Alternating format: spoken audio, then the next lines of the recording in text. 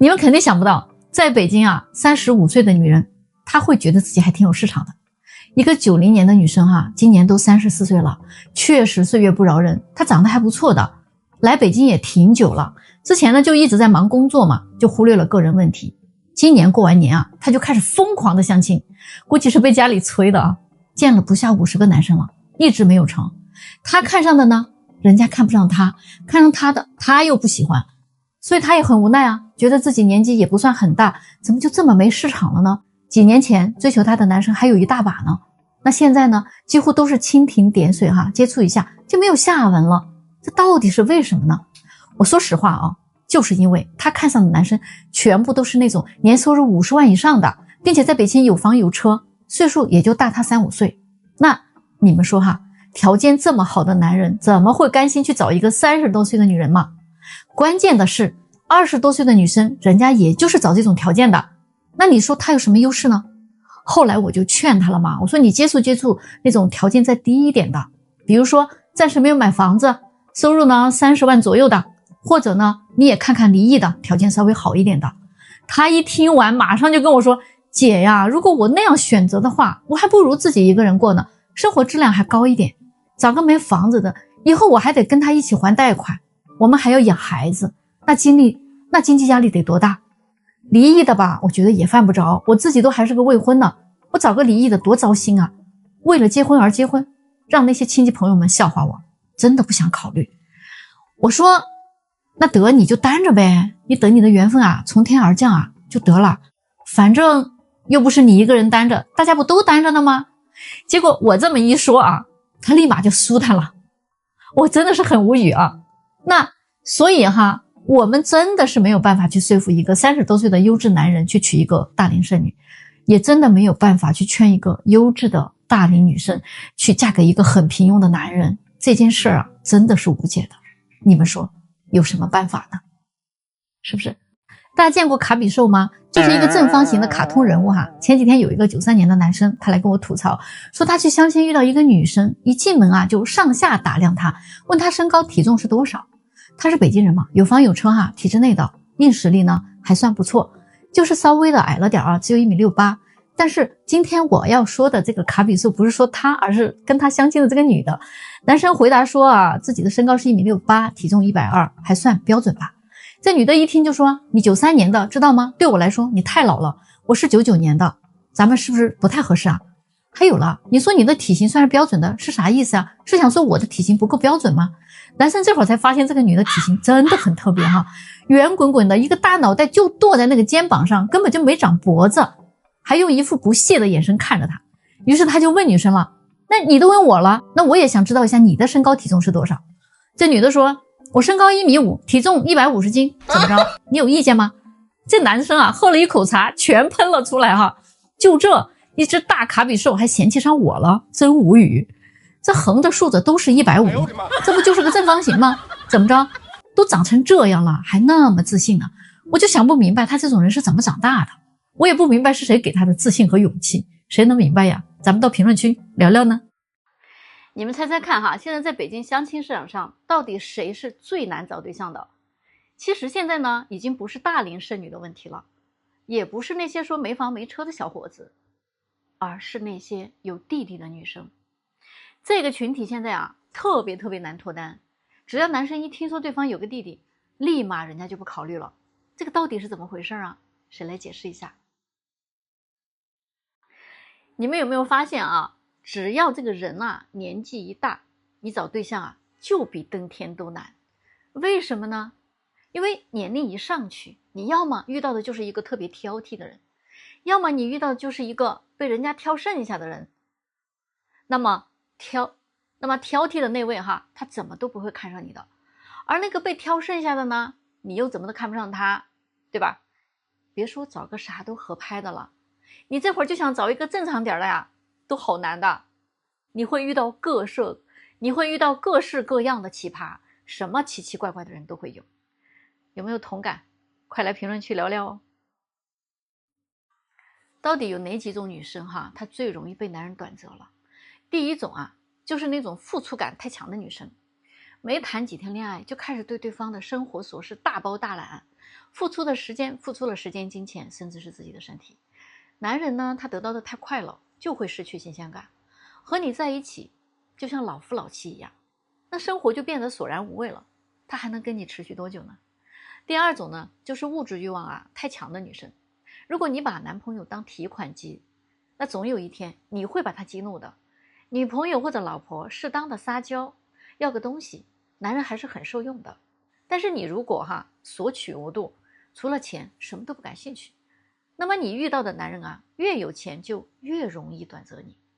第三种呢，就是在恋爱中自我价值感不足的女人，她需要男人不断的用语言和行动来证明自己是爱她的，强烈的要求对方给她提供情绪价值，否则就会疑神疑鬼，极度没有安全感。她担心对方随时会离开她，就拼命的讨好对方。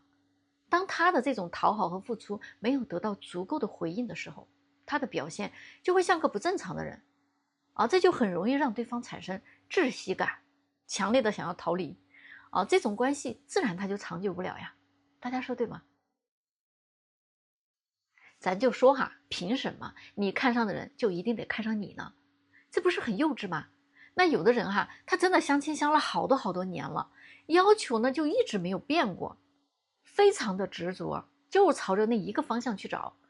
但是呢，很多年过去了，就一直都找不到因为呢，他喜欢的这类人呢，一个也没看上他。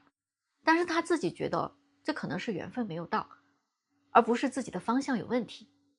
但是你一定要相信一点但凡你有100%看上对方了的话，那你就相信我，对方100%都看不上你。只有你觉得这个人好像还行的时候，大概率就是可以跟你结婚的对象。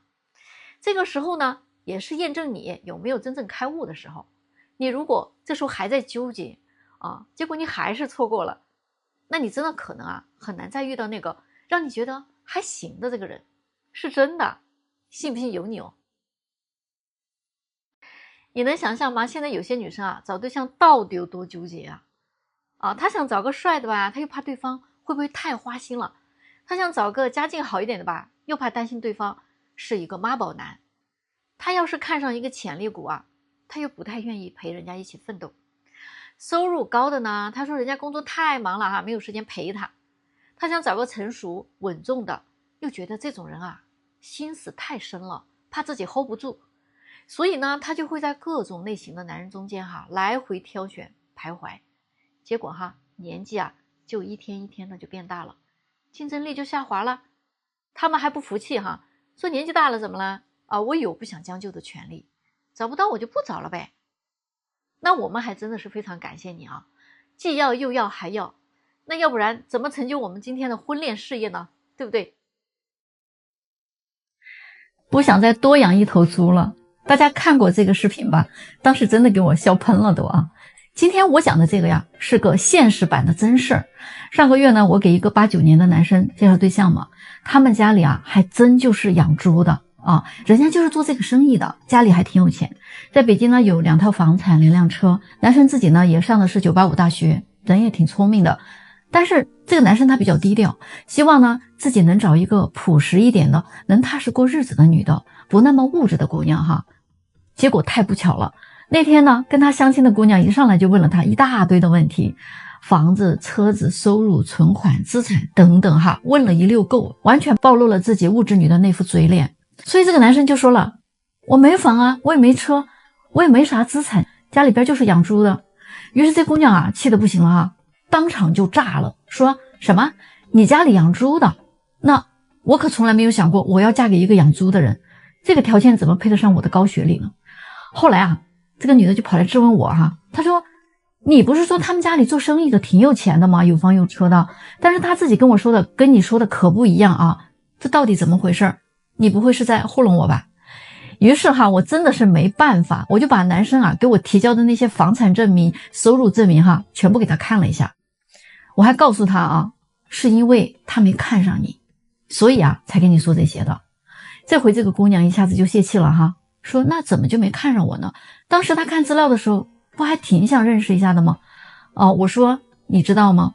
跟一个相亲男的去问他的房产、资产、存款的时候，就跟一个相亲男生在问你跟几个男人睡过觉，怀过几次孕，是一样的道理，非常令人下头，你知道吗？这回她真的后悔了啊！结果呢，回去之后呢，又去联系那个男生，结果人家就给他回了一句话：抱歉哈，我们家就是养猪的，但是我不想再多养一头了。大家说是不是很尴尬嘛？在北京其实啊，有钱的单身大哥真的非常的多。那到底是选未婚的好，还是选离异的好呢？有个98年的漂亮女生，真的非常漂亮。她来相亲呢，只想嫁给有钱大哥，岁数一定要比自己大12岁以上。那我就很好奇啊，你为什么要这么早呢？她说反正富二代她是不考虑的，有钱被惯坏了，不成熟，还嚣张，花心也不专一，反正一身都是问题。而这些年龄偏大一点的创一代呢，不管是未婚还是离异，他都不介意。创一代情绪稳定嘛，成熟有魅力嘛，最重要的还是有财产支配权。只不过他在未婚和离异这个问题上他有一点小纠结不知道该怎么选。那我就告诉他了实际上你最好的选择根本就不是找一个大自己10几岁的大叔。未婚的有钱大叔他一定很挑的，不然他不会条件这么好，还单到现在没结婚，对不对？那种离婚的有钱大叔呢，你更不要期待他们离一次婚损失得多惨重啊！你觉得他还会轻易的进入婚姻吗？他只会比未婚的还要挑剔10倍以上，这是不争的事实。而他最好的选择其实就是他特别不想选择的富二代。二代在他的眼里虽然是这样的一番景致，但是那只能说明他见过的二代真的还是太少了。我所接触到的二代群体，但凡他能跑来相亲还真的都是一些非常优秀的男生，有责任感，传统顾家，学历能力都很好，而且他们大部分都已经继承了家族企业，做人做事都很到位的，并且非常有礼貌甚至人家内心还很谦逊很低调，并不是我们想象中的那个样子的，知道了吗？我不缺女孩子，我只是缺一个可以娶回家的女孩子。我这里有一个南方男孩，94年的180的个子，长得很儒雅，家里做生意，比较传统的家庭。他呢也算是富二代一枚，在北京呢有房有车，经济条件也很好，他自己也开着一家公司自己在经营。他这样的条件可以说应该不缺女孩子的呀。但是呢，他跟我说，我不是缺女孩子，我是缺一个可以真正娶回家做老婆的女孩子。大家来看看他的择偶要求到底合不合理呢？第一，这个姑娘不一定非得大美女，虽然他能找到大美女，但是他说发现在大城市的美女多多少少都有点太现实了，说俗气一点就是有点捞嘛。他虽然不缺钱，但是他也不希望一个女人是冲他的钱来的，多没意思呢。冲自己的钱来，那以后也会冲自己的钱而去，所以还是不想找那样的希望对方的长相中上水平就可以了。第二点，这个姑娘最重要的点是性格好，她喜欢活泼一点的，性格随和一点的，两个人能玩到一起，也能聊到一起。其实呢，她自己是比较宅的比较希望对方能够带动一点，她呢是很乐意去配合的。第三点，学历方面最好呢也是留过学的，因为她自己也留过学这样就比较有共同语言嘛。第四点不能有同居史，有同居史的接受起来真的很困难。虽然每个人都有自己的经历也有自己的过往，我也尊重别人的过去，并不是对这个有什么偏见，因为我自己没有，所以我也不太能接受对方有。第四点，不喜欢工作太忙的姑娘，以后结婚了也照顾不了家庭，两个人都忙忙碌碌的，那也就没有家庭的氛围了。第五点，他比较喜欢小孩，以后肯定是要生2个以上孩子的，只要对方愿意，又能满足这几个条件的话，他会非常认真的交往的，希望能够在半年内就确定关系，1年之内就可以结婚。大家觉得他的要求合理吗？咱们到评论区讨论讨论呢。我认识一个女性朋友恋爱一直谈得非常不顺，换了好几任男朋友了。她跟每一任男朋友呢，都是从美好浪漫的开始到不断的争吵，最后都是不欢而散的。其实这样的过程你一定觉得没有什么好新奇的呀，再平常不过了，大家都会经历。但是关键的问题不是这个，这个是这中间甚至有动手打她的男人还不止一位。他跟我讲，他跟初恋同居的时候吵架吵得特别厉害，可以吵到凌晨，经常闹到邻居报警。最后初恋选择了放手，他也意识到自己的性格脾气应该收敛一点。于是他在最后认识的这位男朋友面前呢，表现的还是比较温柔的，可是仍然好景不长，两人相处了半年，难道又动手打了他？他每一次因为挨打就会来找我诉苦啊，次数越来越频繁。刚开始我也为他很鸣不平啊，我们都会觉得啊，一个男人再怎么生气，你都不能动手打女人，这个是我们整个社会公众都无法容忍的事情，对吧？特别是女性。可是啊，话又说回来了，你不觉得很奇怪吗？他怎么总是会遭到男人的身体攻击呢？于是我就找到他最后的这一任男朋友啊，了解了一下真实的情况，跟我们想象的真的不太一样。听完了原因，你可能会觉得啊，他真的不一定是可怜的那一方。这位朋友她是一个说话特别直接，甚至有一点刻薄的女人，这一点我是了解的，所以她这一任男朋友说的话呢，基本上是属实的。他经常啊，在因为跟对方有意见分歧的时候，表达方式只有一种，就是吵架，口无遮拦，没有理智，想什么说什么。他会因为心情不爽，专挑对方的缺点和自卑的地方进行攻击，在对方的伤口上使劲的撒盐，冷嘲热讽，各种打压贬低。他常常会令对方恼羞成怒的，但是大部分的男人他又不太擅长吵架，所以导致男人看到他当时那副嘴脸的时候呢，就想给他几个巴掌来应付他。我听的真的是心惊胆战的。所以我在想哈，可能我们生活中有的女人呐，她是那种说话做事都特别容易激怒别人的人，所以她才会招来这样的事情。所以我劝一劝啊，现在我们的男人呢，在女人狂怒的时候，你能不能冷静下来，千万不要动手而女人呢，在恼怒的时候，你也要理智一点，别口无遮拦，什么都说。这就是为什么现在大家都在说，想找一个情绪稳定的人。问你一下哦，你追求女人的时候，是不是从来都用同一套战术？有很多男人都这样啊，他们在追女人的时候呢，永远都用一套战术。他们自己也会发现啊，有的时候呢这好使，有的时候就不好使。比如说我最近有一个咨询啊，这男士呢30多岁了，非常成功，年入千万。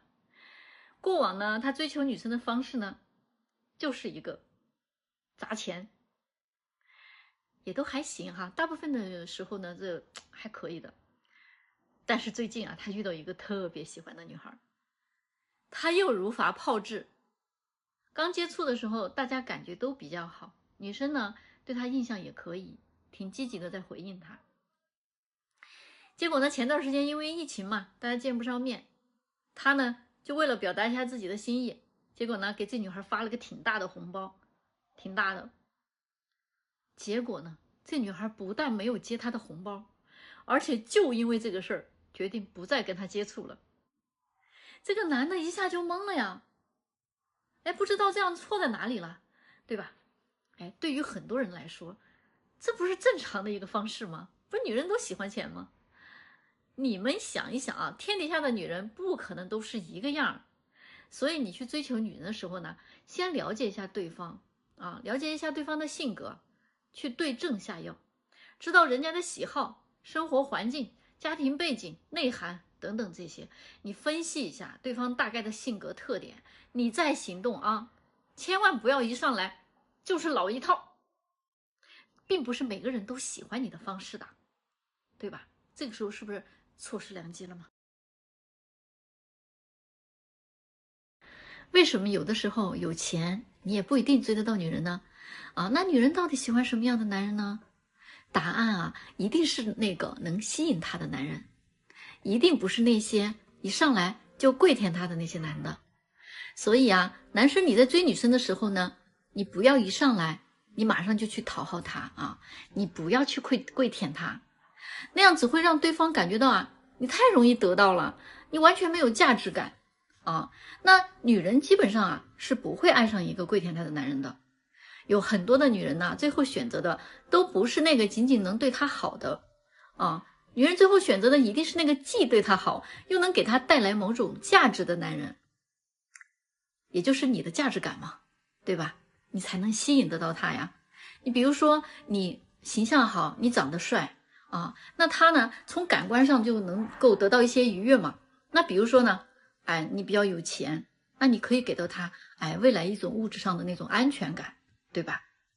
或者说呢，你就很有才华，他和你在一起能得到很多成长啊，你能给到他一种让他仰慕的那种感觉啊，或者说呢，你就情商特别的高，能够给他带来无限的开心和快乐啊，做一个有幽默感的人也是很讨女人喜欢的。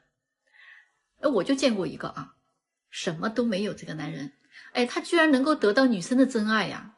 两家家族这悬殊非常之大，但是女孩啊，就是不顾一切的要跟他在一起。那如果你样样都没有，那你就别说女生多么现实啦，多么慢热啦，多么矫情啦，多么难追啦。说白了，就是你自己魅力不够，知道吗？今天有一个女生来问我，说跟男生呢接触了有半年多了啊，他们俩呀一直都非常正常的在约会、吃饭啊、玩耍，但是这么长的时间了啊，男生就连她的手都没有拉过一下。她问我这到底是什么意思？姑娘啊，你说你是不是傻？这还能有什么意思呢？就是对你没有感觉，但是他似乎又觉得还行。在他的纠结中，你就已经成了他的备胎了呀。半年了还找不到感觉，那你还继续约什么会呀？赶紧离开他吧啊！就算他勉强的跟你在一起了，心也不会都在你身上的。有人说啊，嫁给爱情不如嫁给金钱。这个说法啊，一般都来自于那些受过爱情伤害的女孩。你的想法呢倒是不错的，不过呀，你的这个想法有点太美了。你想想啊，金钱就是那么容易嫁的吗？你是不是以为那些有钱人都在家里坐等一个不爱他的人，只爱他的钱的女人呢？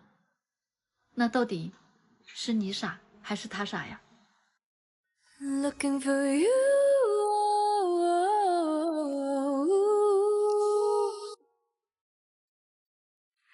按说美女要嫁人还不容易吗？但是啊，现在确实有一些美女啊嫁人挺困难的。比如说王小姐，她就是这样一位嫁人很困难的美女。她这个问题啊，其实非常具有代表性。她的前男友呢，因为不想要孩子，所以两人就分手了啊。之后呢，王小姐已经28、29岁了，虽然她长得非常的漂亮，但是年龄摆在这儿了呢，没办法，不得不走上了相亲之路啊。那相了一段时间下来呢，她相到了一位富家子弟，家境很好，对王小姐呢也是一见钟情，倍加珍惜。可是啊，接下去问题就来了。交往的初期呢，因为一次意见的不合，两个人呢就吵了起来。那王小姐一气之下啊，就不理这个男生了。男生就跟他道歉也是不行。最后呢，男生给他买了一个好几万的包啊，才算把他哄好。于是这两个人就和好了。没有过多久啊，男生为了能更好的稳定他俩的关系，就跟他提出了带他去见见父母。其实王小姐呢，心里还是挺开心的。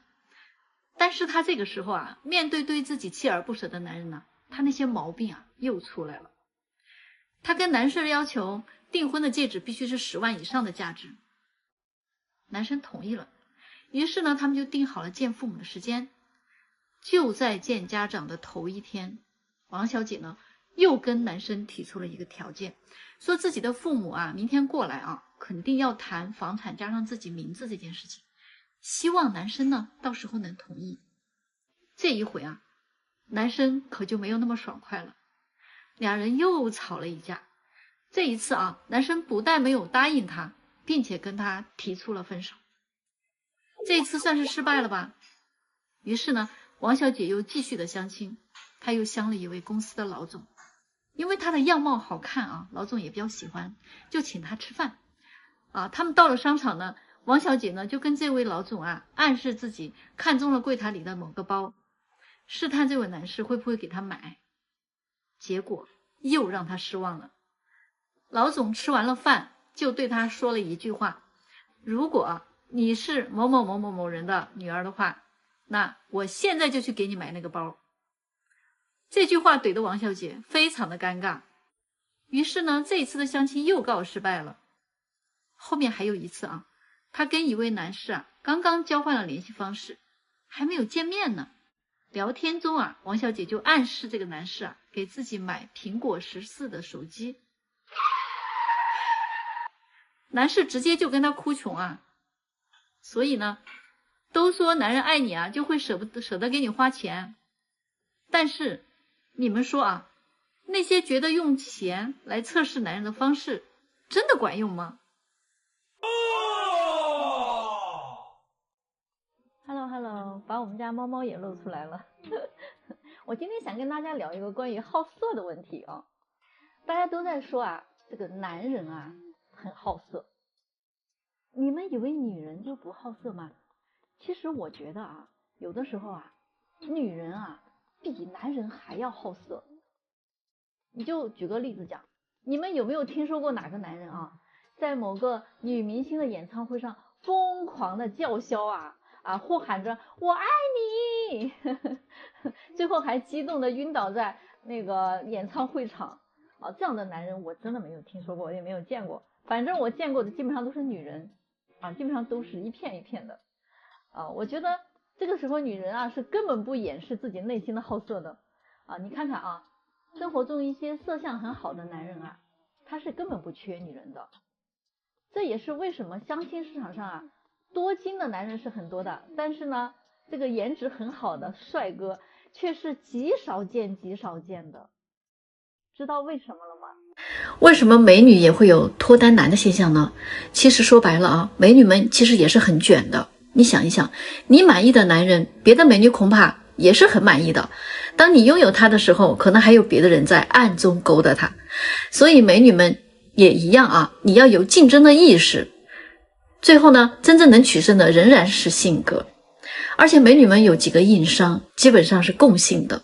第一，她们要求极高，对男生的经济条件、身高、颜值、学历、家境、情商、智商、性格、脾气等等等等，要求都非常非常高，几近完美。第二点啊，他们说自己很慢热，其实慢热是什么意思呢？你懂的嘛，就是需要男生拿出12分的诚意和精力时间来追求他，直到让他有好感的位置。可是呢，比他抢手的男生一听慢热就烦了，不追，放弃了。第三，他们总是站在关系的制高点上审视对方，去判断对方你做的好不好，你做的够不够，我是否对你的付出表示满意他们往往呢都忽略了自己也应该为对方付出一些什么呀，所以往往他们更容易吸引一些舔狗。第四他们被一个个的前男友都捧杀捧杀惯了的，他们的这种脾气一般都不会很好的。美女呢多多少少都有一点作，但凡发现一点点问题他们就立马想放弃，然后换下一个吧，完全不想花时间去磨合去培养。所以他们呢总是在换下一个，换到自己对谁都没有感觉了，这样还怎么脱单呢？你说是不是？现在结婚率低，其实还有一个很关键的问题，就是现在适合结婚的女人真的是很少的。你看有一大部分的女人成天的做梦，想嫁个大老板，找个有钱的人，过上十指不沾阳春水的少奶奶生活。那普普通通的男人怎么会被他们放在眼里呢？他们自己真的赚不了几个钱，但是成天事儿特别多心比天还高。最可怕的是那些女人还超级的自信，觉得是男人降低了他们的生活质量。难道你以前是公主还是富豪的女儿我自己也是个女人，我都不会替这样的女人说话。他们自己一个月也就挣2-3千，还瞧不上人家一个月挣好几万的人。那么还有一种女人她们自己有自己的事业也非常优秀，物质条件也很丰富，她们就希望找一个比自己更强大的男人，觉得才对得起自己的优秀嘛，才对得起多年的奋斗嘛。但是他们又多少有点强势，而且年龄还大。优秀的男人只想找青春靓丽，哪里会找这种人老珠黄嘛？而且还有最关键的一点就是，现在的有些女人已经完全丧失了作为一个女人的功能了。她不会做饭，不会做家务，她还不想生孩子养孩子，也不会照顾老人也不会照顾老公。大小姐的脾气还不好，动不动就闹离婚，成天就琢磨一件事，老公给我多少零花钱，你给少了就是你没本事，瞧不起你。娶了这样的女人一旦有了孩子，你就会发现你真的是娶回来了一个祖宗啊。有的男人真的是生不如死。其实这些女人真的不知道，如果没有了这些男人，她可能连饭都吃不上。那你就说这样的女人现在越来越多，男人找这样的来干啥？难道就是为了娶一个连孩子都不愿意生的女人回来供养着吗？现在的男人不光得会挣钱，你还得会干家务活，你得懂浪漫，会幽默，真的太累了。所以现在的年轻人他就不想轻易结婚了嘛。你们说我说的对吗？我最近接待了一个87年的女人一上来就吐槽跟她相亲的男人。她说这几个月她相亲了10几20个人了，但是她发现现在的男人太抠了，没有什么格局的。这些男人当中只有一个正儿八经带她吃了一顿饭，其他的呢，要么就请她喝个奶茶，要么就请她逛个公园，要么呢就喝个咖啡，而且相亲完了之后没有一个是主动把她送回家的。这个时候他就很感慨，那以前呢，那些男的格局就特别大，跟他相亲不但带他吃大餐，而且还给他带小礼物，最后呢还会把他安安全全的送回家。然后这时候跟他一起来的闺蜜88年的也附和着说，我呢反正是如果男人跟我相亲提出来喝什么奶茶呀逛公园我直接就拒绝了，我接受不了格局太小的男人，我愿意下半生自己一个人过。我想说你们真的是被男人给宠坏了。你看看你们20几岁的时候，人家又送礼物又送你回家，还请你吃大餐，然后呢你不是也一句不合适就黄了吗？而相亲这些所有的消费，你是不是1分钱也不用承担那你觉得对男人公不公平呢？再说了，以前的男人也请你吃饭了，也送你礼物了，还送你回家了，你不是也没有同意人家吗？你现在说这些不请你吃饭的男人格局太小了，那些格局大的，你不是一样也拒绝了吗？你说这个男人格局太小了，太抠门了，是他们单身的原因，可是你也单着呢，那你是因为什么呢？那你要是格局大的话，你为什么不请男人吃一顿离婚的女人真的很吃香吗？最近我看到网上流传着说，离婚带娃的女人男人都抢你们觉得这个话有没有毛病？我做婚恋这么多年了，我就还从来没有见过一个离婚的女人会被男人抢，更多的只有被嫌弃和被拒绝。去年有一个离婚带娃的明星来找过我们，那么漂亮的女人仍然被嫌弃被拒绝，我们也帮不了她。在相亲市场上，如果你是一个离异的女人，即便是你没有生过孩子，你也基本上不会被未婚男士选择的，你更不会被那些经济条件特别好的男人选择，哪怕他是一个离过婚的男人，也有大把的未婚的还比你年轻漂亮的女人愿意选择他。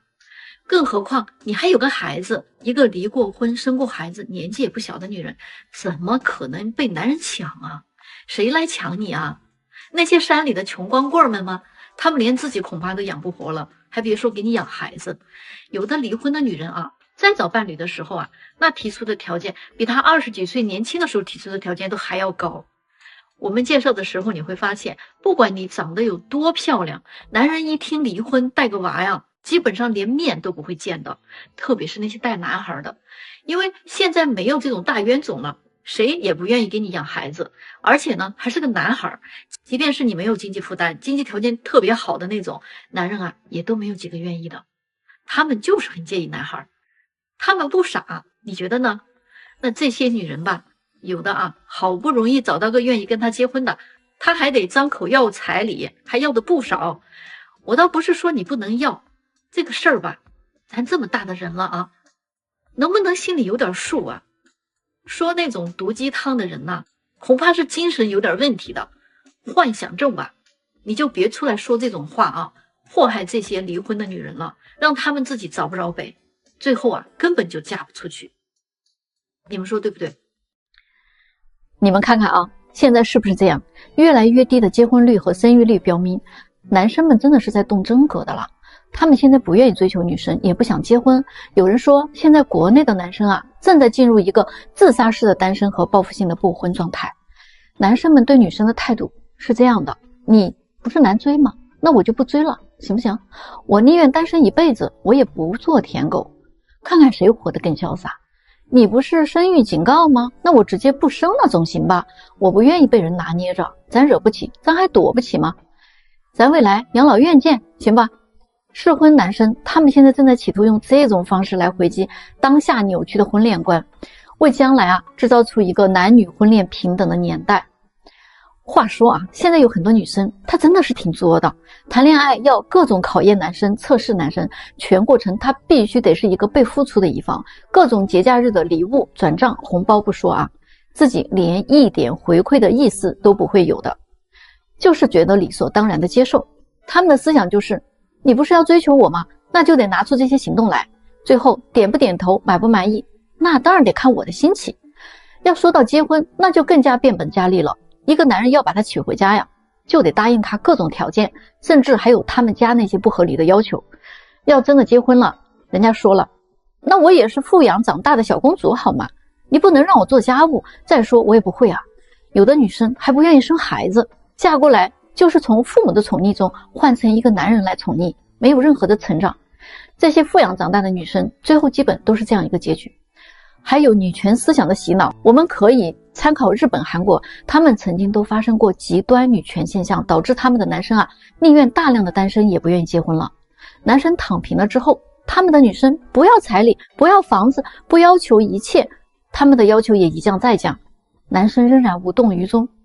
如果我们这一代年轻男女真的是大量的不结婚，那么日本、韩国不就是我们未来的样子吗？多年之后，我国的婚恋现状绝对会是另外一番景象的。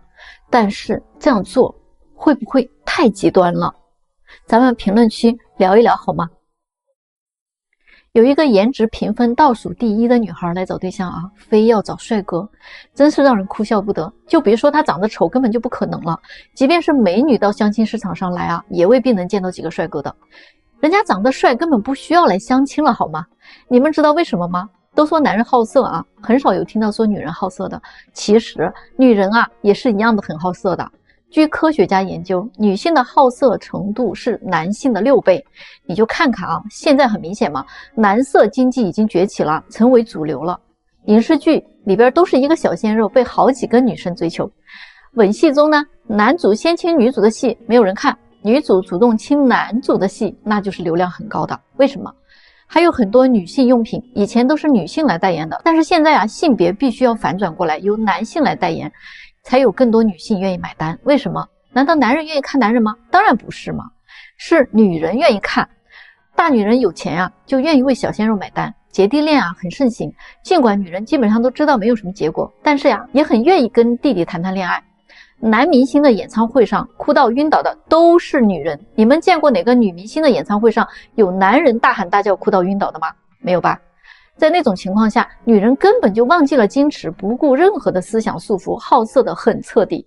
你就看一看现在短视频那些小鲜肉帅哥的直播间里，女性占了 90% 以上，甚至有60岁以上的大妈给小鲜肉打赏。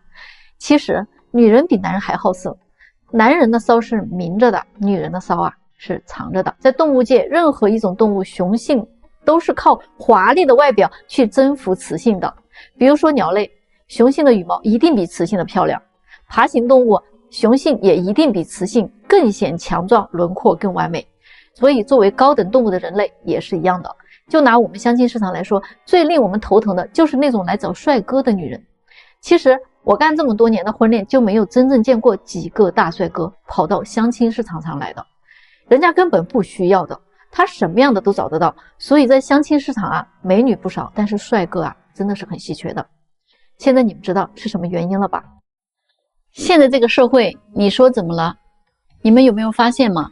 现在真的是好端端过日子的男人就被人家有点瞧不起的，而那些沾花惹草的渣男却被认为有点本事，好像不干点坏事都不叫男人了。